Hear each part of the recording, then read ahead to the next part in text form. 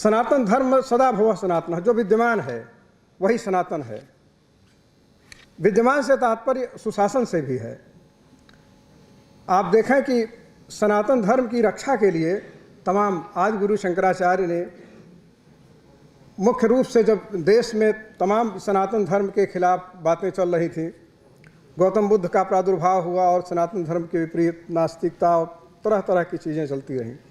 सनातन धर्म मूल रूप से वेदों, उपनिषदों और हमारे कल्याणकारी जो ग्रंथ हैं, जिनमें महाभारत, रामायण, गीता, ये सब इन पर आधारित है। सनातन धर्म एक ऐसा धर्म है जो वसुधैव कुटुंबकम की बात करता है। हमारे यहाँ वसुधैव कुटुंबकम की बात इस रूप में की जाती है कि हम ये सोचते हैं कि सर्वे भवन्तु सुखिनः, सर्वे सन्तु निरामयाः, सर्वे भद्राणि पश्यन्तु मा कश्चित् दुःख भाग् भवेत्। हम किसी के भी दुख की कल्पना नहीं करते। सनातन धर्म पर आप देखें तरह तरह से आक्रमण होते रहे, इसको छिन्न भिन्न करने का, इसको दूषित करने का, इसको न्यून करने का तमाम प्रयास किया गया, लेकिन फिर भी सनातन धर्म जो है अनवरत चलता रहा।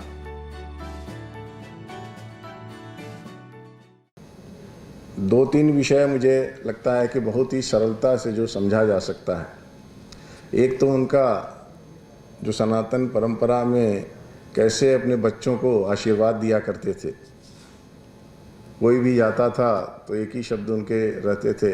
ऐसे तमाम संस्करण होंगे, पर एक आध कुछ मैं भी इसमें एक आध दो सुना देता हूँ आपको, हो सकता है रिपीट भी हो कई बार।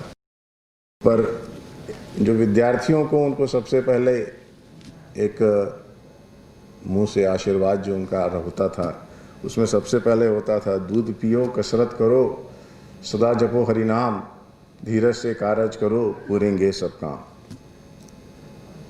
अब इसमें जो उनका पहला विषय होता था वो दूध पियो, कसरत करो, मतलब स्वास्थ्य के प्रति उनका चिंतन, एक विशेष रूप से उनका जो आग्रह मुझे लगता है। और स्वयं भी, ऐसा नहीं कि स्वयं ये बोलते थे, हमें लगता है कि 60 वर्ष की आयु तक प्रतिदिन व्यायाम करते थे और योग और व्यायाम से उनका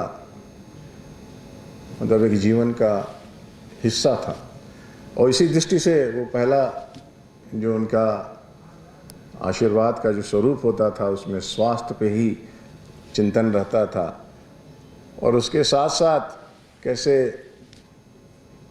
आप आध्यात्मिकता की तरफ बढ़ें, किस तरह से उस पर विचार करें, इसके लिए और कौन कौन सी हरि नाम, सदा जपो हरि नाम। तो हमें हमेशा भगवान के भजन के पे आप तैयार रहें, उनको हमेशा अपने हृदय में वास बनाए रखें। और इसके बाद जो गुण आने चाहिए आप में, वो धीरज, जो सब्र का जो गुण है, उसको अगर आपके अंदर है तो पूरे होंगे सब काम, ऐसा उनका मानना था। समय की शिला पर मधुर चित्र किसी ने बनाया, किसी ने बिगाड़ा, किसी ने लिखा आंसुओं से कहानी, किसी ने पढ़ा किंतु दो बूंद पानी। इसी में गए दिन बीत जिंदगी के, गए मिट जवानी, गए बिन निशानी। तो हर व्यक्तियों का अपना अपना जीवन होता है, किसने क्या लिखा है और किसने क्या पढ़ा है। किसी ने लिखा आंसुओं से कहानी, किसी ने पढ़ा किंतु दो बूंद पानी। वो लिखने और पढ़ने वाले के अलग अलग दृष्टिकोण हो सकते हैं। ऐसे महामना जी का जो वास्तव में जो एक ऐसा सम्राटमय जीवन था, एक ऐसा जीवन जो हजारों कार्यकर्ताओं के लिए प्रेरणा का स्रोत था। हजारों कार्यकर्ताओं के उस कालखंड के अंदर, जैसा कि हम जानते हैं कि विशेष उस कालखंड का जो एक और व्यक्तित्व महात्मा गांधी थे, वो भी 1915-16 में एक एक्सीडेंट ऐसा उनके साथ हुआ साउथ अफ्रीका के अंदर। तो उनको लगा कि ये सेम परिस्थिति भारतवर्ष के अंदर भी अपने लोगों के साथ होती होगी। ऐसा कह सकते हैं कि वो जो उनके साथ एक्सीडेंट हुआ तो उनकी देशभक्ति जागृत हुई। और ये भी कह सकते हैं कि भाई एक्सीडेंटल पेट्रियट, ऐसे गांधी जी के मन में तो उनका लाइफ काफ़ी बीत चुकी थी। तो 15 में सब छोड़ छाड़ करके वो भारत आए। स्वतंत्र संग्राम में तब वो शामिल हुए। शामिल होने के बाद उन्होंने पहले भारत का भ्रमण किया। भ्रमण करने के बाद गांधी खुद लिखते हैं कि सबसे पहले मुझे लगा कि मैं किससे मिलूं, किसके मार्गदर्शन में काम करूं। तो गांधी कहते हैं कि मैं सबसे पहले राजगोपालाचारी को मिला। तो राजा साहब भी कहते, उनका व्यक्तित्व एक ऐसा पहाड़ की तरह था। गांधी कहते हैं कि ऐसा लगा कि इस पहाड़ पर तो मैं चढ़ ही नहीं सकता। वो लौट करके लोकमान्य बाल गंगा तिलक जी के पास जाते हैं। जब लोकमान्य बाल गंगाधर तिलक जी के पास जाते हैं तो कहते मैं उनसे मिला, चर्चा किया, वार्ता किया, तो मुझे ऐसा लगा कि इनका जो व्यक्तित्व है वो समुद्र के अनंत गहराइयों के समान है कि मेरे जैसा एक छोटा आदमी अगर इसमें डूब गया तो फिर निकल नहीं सकता। तो गांधी लिखते हैं, तब मैं तीसरी बार पंडित मदन मोहन मालवीय के पास गया। मदन मोहन मालवीय के पास मिला, चर्चा किया, तो मुझे लगा कि एक ऐसा व्यक्तित्व जो बिल्कुल गंगा के कल कल छल छल करती, क्या कहती गंगा धारा, एक ऐसा व्यक्तित्व है जिस व्यक्तित्व के साथ मैं खूब डूब भी सकता हूँ और तैर भी सकता हूँ। ऐसा व्यक्तित्व गांधी के हिसाब से महामना जी का था।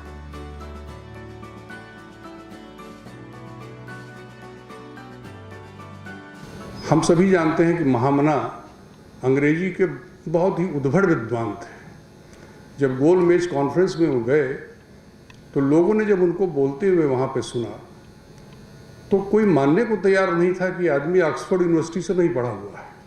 बहुत कम लोगों को विश्वास पड़ा। लेकिन सारा जीवन महामना ने हिंदी के लिए लड़ाई लड़ने में लगा दी। उन्होंने कचहरी की भाषा में हिंदी के लिए लड़ाई लड़ी। इतने बड़े हिंदी के सेवक थे, वो जानते थे कि भारत की जो आत्मा है वो संस्कृत और हिंदी में समाहित है। उन्होंने कहा कि हम अंग्रेजी और फारसी में क्यों कोर्ट की भाषा रखते हैं, क्यों राजकाज की भाषा रखते हैं। ऐसे मनुष्य थे, संस्कृत के उद्भट विद्वान थे।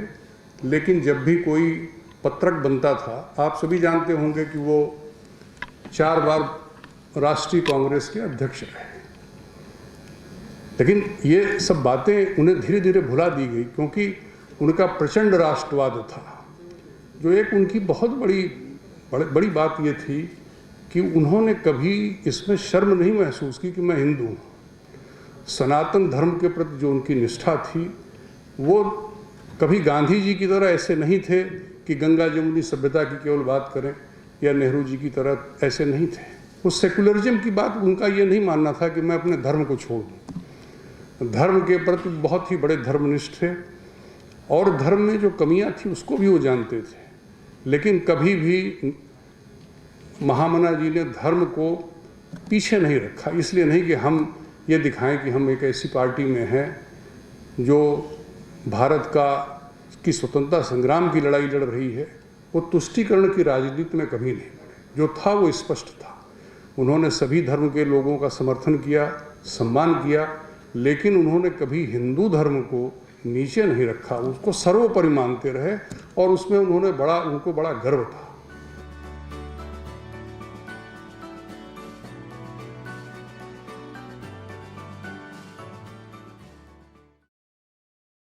इलाहाबाद के छोटे से गांव में महामना का जन्म हुआ और पराधीनता का जो घंघोर अंधकार उस समय छाया हुआ था, उसको महामना मालवीय जी ने अपने नैतिक साहस से, अपने वक्तृत्व कला से, एक कुशल राजनेता के तौर पर, एक निर्भीक विधायक के तौर पर, एक दूरदर्शी शिक्षाविद के तौर पर, एक संवेदनशील समाज सुधारक के तौर पर, एक समर्पित देशभक्त के तौर पर भारतीय आकाश को उन्होंने प्रकाशित किया।